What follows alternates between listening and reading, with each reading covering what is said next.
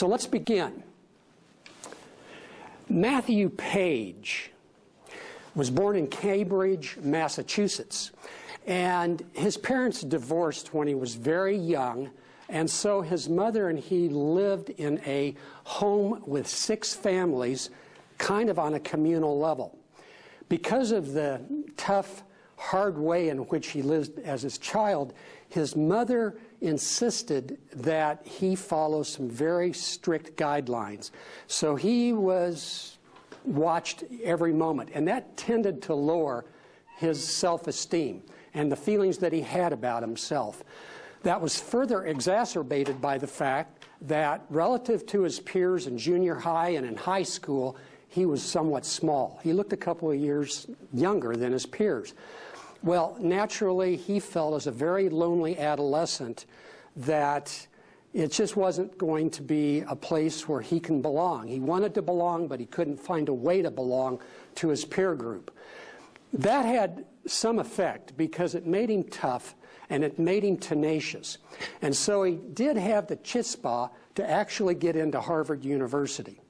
Unfortunately, he dropped out to follow a dream and go to Los Angeles and try to find a job and work as an actor. Well, Matthew went to audition after audition after audition. Nobody hired him. Finally, he got one small part, and that part required him to act as if he is an opiate-addicted soldier. So he was required to lose 40 pounds in 100 days. The result of that was that he had severe damage, near damage to his heart, and he had to get medical intervention. Well, while he was knocking around Los Angeles, kind of shiftless, he and a childhood friend wrote a script for a movie. And they started taking that around to everywhere that they could get anybody to look at it. No luck. Finally, a mentor came forward, and that mentor is somebody you might remember as Meathead. Do you remember Rob Reiner in All in the Family?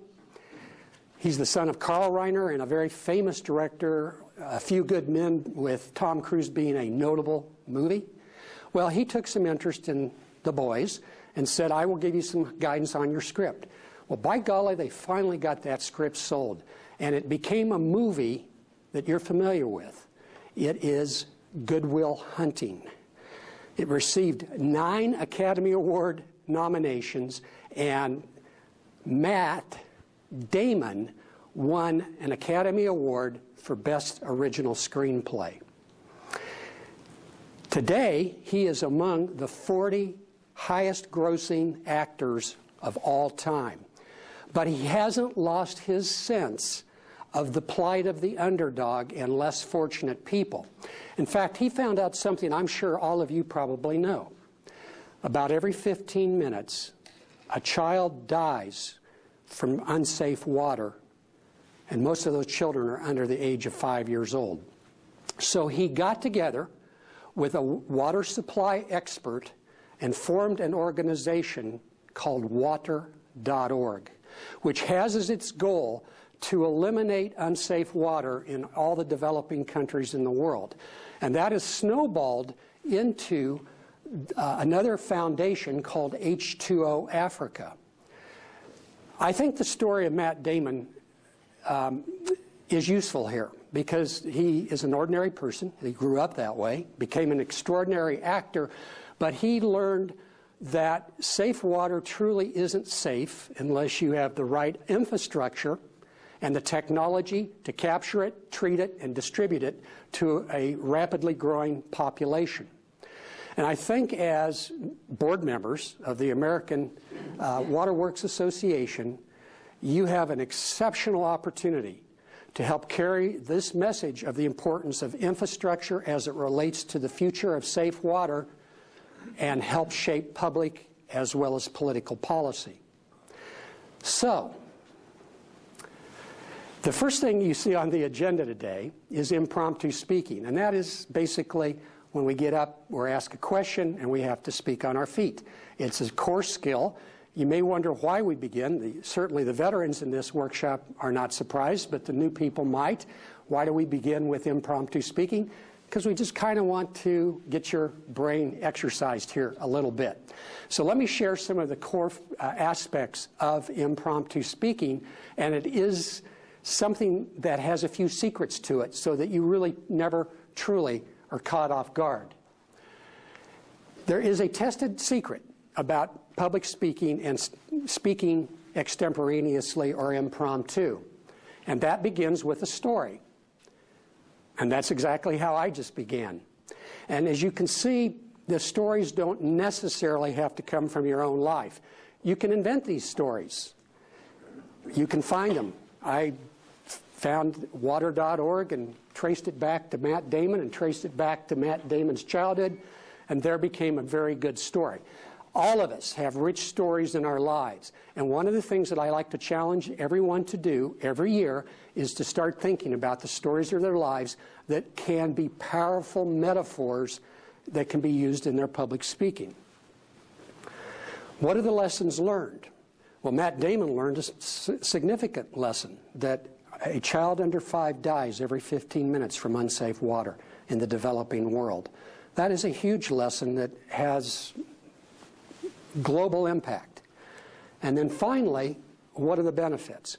And as you notice, I finished what I had to say about Matt Damon by taking it back to you, my audience, because that's where it all begins. We want you to appreciate the value of this story as it pertains to what you do every single day of your careers. So here are some secrets about impromptu speaking. Create a fund of anecdotes.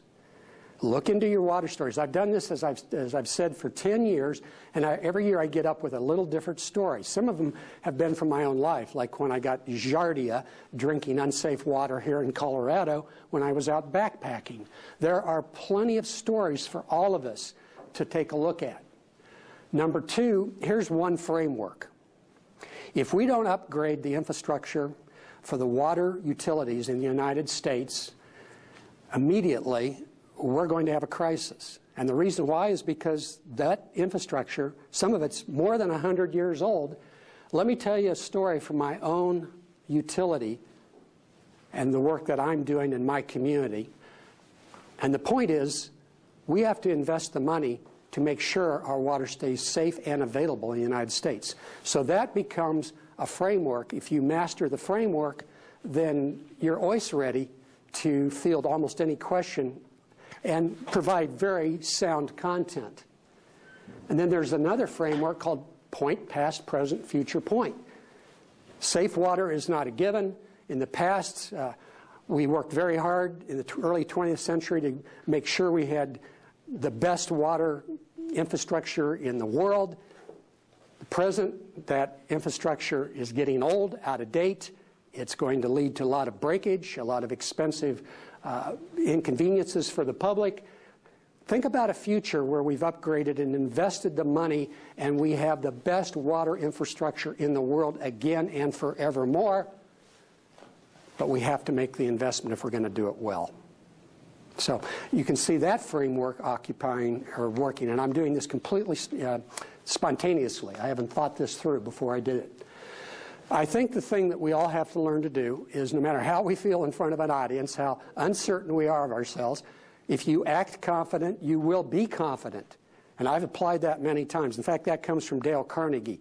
He said, if you want to be enthusiastic, act enthusiastic. So I've just applied that to this situation. And a lot of people, just a simple, nice, deep breath and acting as if you have this thing wired is all it takes to set you mentally and physiologically on the path to being very effective in front of an audience.